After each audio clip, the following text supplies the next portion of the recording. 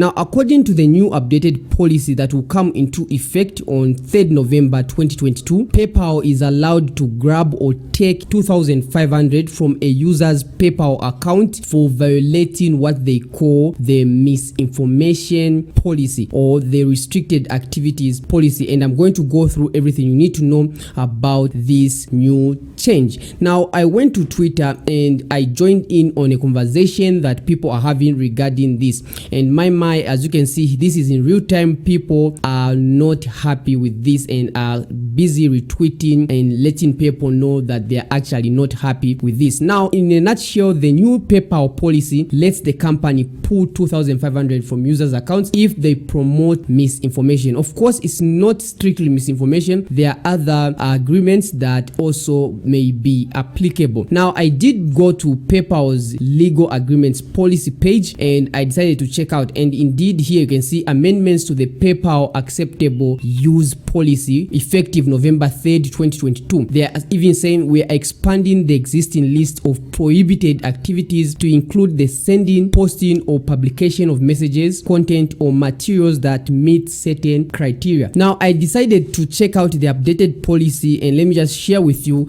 exactly what PayPal is saying, because they've actually even placed it at the top of their long PDF. Now, it's a 7-page PDF and you can see just explaining the acceptable use policy. Now, here you can see saying last updated on November 3rd, 2022. So it is not even yet November 3rd, 2022, but this is when it will come into effect. And PayPal is saying this: you are independently responsible for complying with all applicable laws in all of your actions related to your use of PayPal services, regardless of the purpose of the use. In addition, you must adhere to the terms of this acceptable use policy. Violation of this acceptable use policy constitutes a violation of the PayPal user agreement and may subject you to damages, including liquidated damages of $2,500 United States dollar per violation. Now, if we go to the page which shows you the restricted activities, these are what PayPal refers as restricted activities.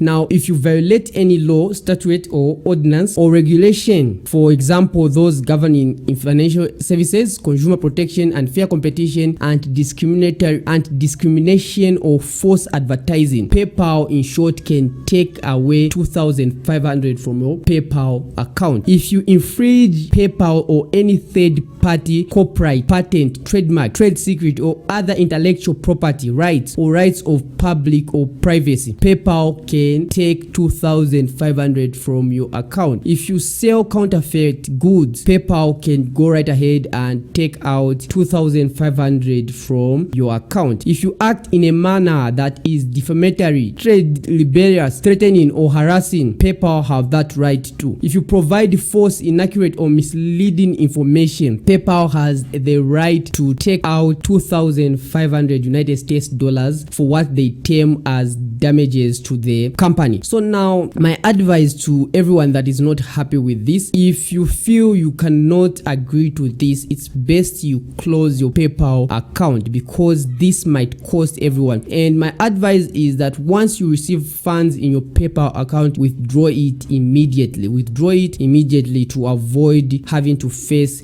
any of this, because the most challenging thing about misleading information is that the misleading information or misinformation, it's very difficult to point out exactly what misleading information is, and it can only be PayPal who will determine what they term misleading information. What might be right information for me might be misleading information for another person. So this might be very, very controversial regarding the account, but it is what it is. PayPal, effective November 3rd, they are updating the policy, and this new PayPal policy lets the company pull $2,500 from users' accounts if they promote misinformation. Do you think PayPal is headed in the right direction? Personally, I think this is bad, but let me know what you think. Is this just alright or the likes? Do you think it's okay for them to put such a rule in their acceptable use policy? Let's discuss.